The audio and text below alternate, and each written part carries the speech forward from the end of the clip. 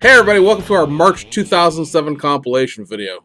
Now what this is, for anybody who's new to the channel, we do these once a month at the beginning of the month as a sort of concise little grouping of all of the kit releases we're expecting for the given month. That way you don't have to sort of, sort back through all of the videos trying to sort of figure out what's going to be coming out as you plan your purchases.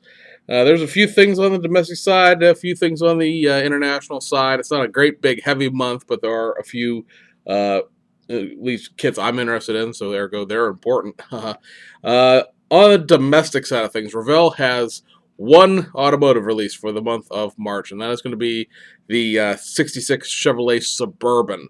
This, of course, is the retool, modified reissue of the pickup truck. It's going to be based on the 64, 65, 66 pickup truck.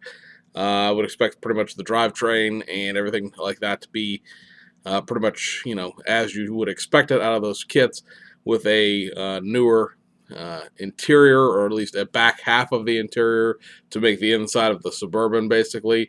The Suburbans were, of course, two-door vehicles back then. It's a two-wheel drive, because not very many Suburbans were four-wheel drive back in the day. And that's it. There's no McLaren 570S this month. So that's rather disappointing.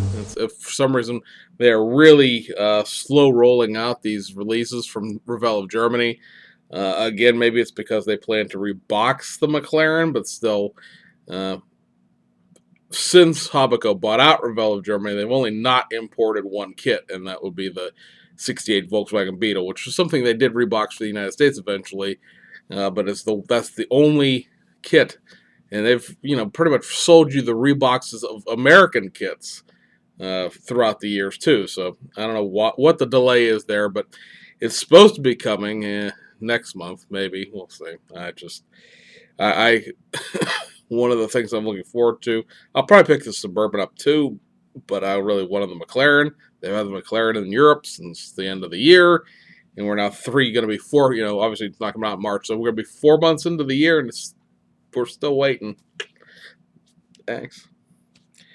On the round two side of things, you have the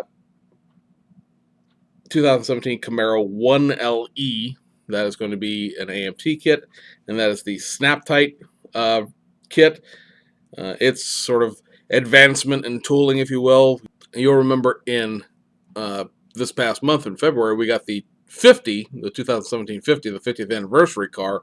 This is the 1LE SS, the 1LE being a suspension package.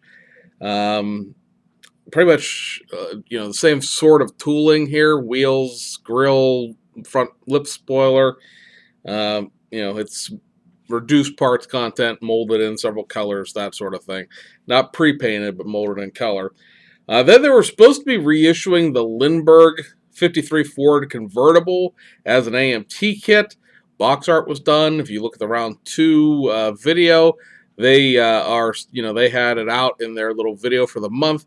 However, when I went in to look at round two's corporate release list to see if the other kits they showed in their March video were going to be actually in March or April, they're in April, the 53 had disappeared, and when I went to look for it, it's now just saying, like, notify me when in stock. So I don't know if they got some in and sold out of them all, or if this kit's being delayed for some reason. So we'll keep an eye on that. But it's going to be the same Lindbergh kit you always got, just in a different box with updated decal sort of thing.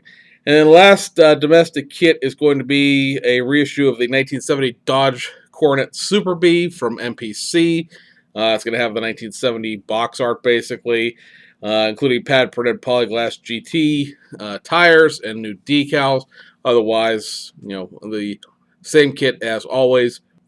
This kit has only been reissued twice as a turn. Well, actually, this will be the second reissue, but only been out twice. The Pro Street has seen reissue pretty much in every box art that AMT has had through its three owners in the last 20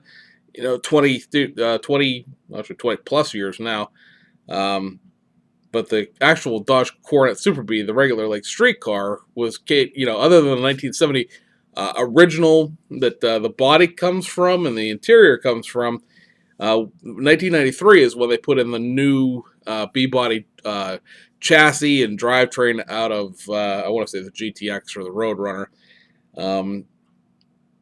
And then it came out one time in 2008 when RoundTwo took over the tooling, and that's been it.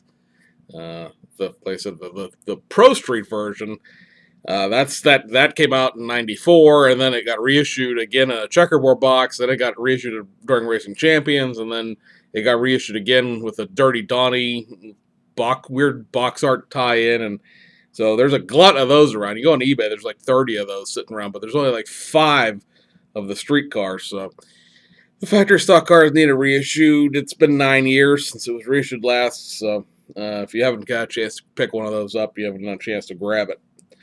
Going overseas, BMAX, get your Toyota Corolla 11 Group A race car from 1988. Again, this just got added to the list a couple weeks ago, so good to have that. That'll be a brand new tooling, so that'll be your one new tool for the month of March. Over at Tamiya, you're going to get a reissue of the Mitsubishi Montero Sports Option.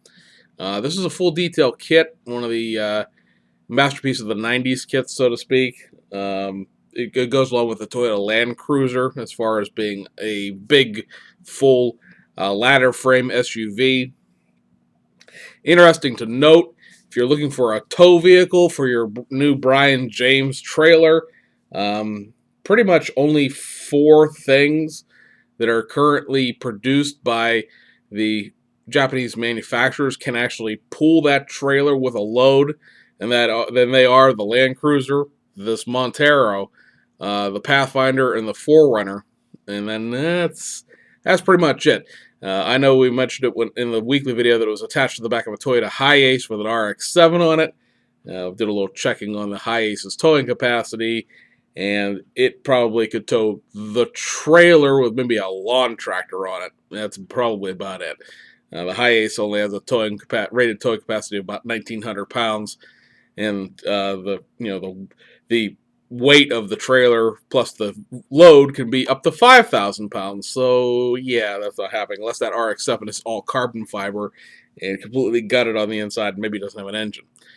So if you're looking, like I said, if you're looking for a tow vehicle other than a Meng F350 or a Meng Hummer H1 or one of the monogram, F250, F350, because remember, 124 scale, 125th scale. Of course, there's the dually, Dodges and Chevys that were in the AMT Snapfast Plus line back in the 90s. They have no mirrors, but be that as it may, that trailer may actually end up looking a little bit bigger than it normally would behind a 125th scale truck. So something to keep in mind. It'd be nice if, of course, if Aoshima would reissue the Range Rover kit from back in the 1990s, because that would, of course, be the most obvious thing to tow a UK trailer with, would be a UK SUV. Over Hasegawa, you got 2 reissues this month of rally cars. One is going to be the 1992 Toyota Celica Turbo 4-wheel drive. That's going to be representing the 4th place finishing car at the Tour de Corse. And the other one is the 1992 Subaru Legacy RS. That represents the 2nd place finishing car at the Swedish Rally, driven by Colin McRae. So this is a very, very early Colin McRae vehicle. Over to Fujimi, you're going to have the Toyota S800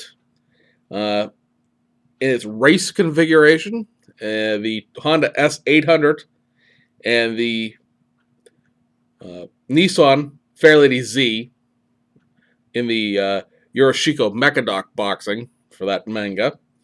The R34 Skyline 25 GT Turbo, which is actually out. We'll talk about that on the Friday video.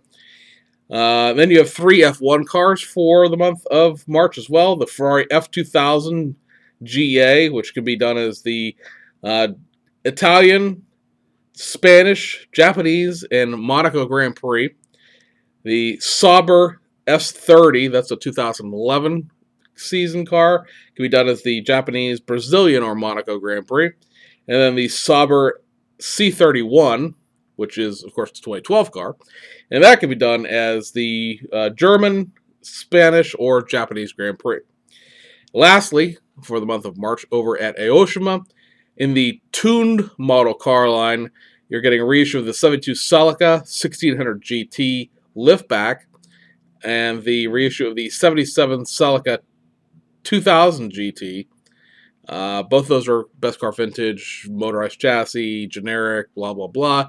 They'll have their photo etch back for the first time in ages, but it's still, the kits are still what they are. Reissue of the 2004 Nissan GTR Z-Tune and 2009 Nissan GTR V-Spec. In the tuned model car series, you have the Urace R34 Skyline 25 GT Turbo. That's the four-door, formerly D1 Grand Prix car, but it's just now a four-door Skyline. It's still the drift car, though. I mean, it's not really a factory stock four-door Skyline. And the Mitsubishi Lancer Evo 10 C West Racing version. There is a C West street version as well, but this is going to be the racing version. There's going to be a reissue of the Back to the Future cars from all three movies. And then one thing to be interesting to the folks that do a lot of wheel hoarding, you're going to get a reissue of another 4 sets of 14-inch wheels. This time around, it's going to be the Formula Mesh, the Shadow Spoke, the Techno Phantom, and the Steel Wheel Type 1, otherwise known as the Tekken wheels. So, guys, that will cover the month of March. You got a new tool a long ago and pretty much forgotten Tamiya SUV, some F1 cars, modern F1 cars, some more of the Yokosuka Mechadoc series, and then a couple things on the domestic side of things. Again, I'm looking forward to the Suburban. Really kind of bummed the McLaren isn't in there because I have some plans for this McLaren if I could ever, get one that doesn't involve shopping overseas. And I know, right? The Japanese kit guy is bitching about shipping overseas, but it's just, I would just as soon support my local hobby shop on the Ravel Germany stuff if I can, it just makes more sense to me. I don't buy pretty much anything else from him, so at least get him my a few bucks on the Ravel Germany stuff. So anyway, guys, that's it. We'll be back with the Friday show, and then I have an Inside the Stash video to do, and then we have some updating on the NSX build. So lots of content to film. I'm about to drop asleep because it's like 8 o'clock in the morning, and I need to go to bed because I got to go to work again tonight. So anyway, we'll get it all filmed and up at some point in time. But until then, see you guys on the other side.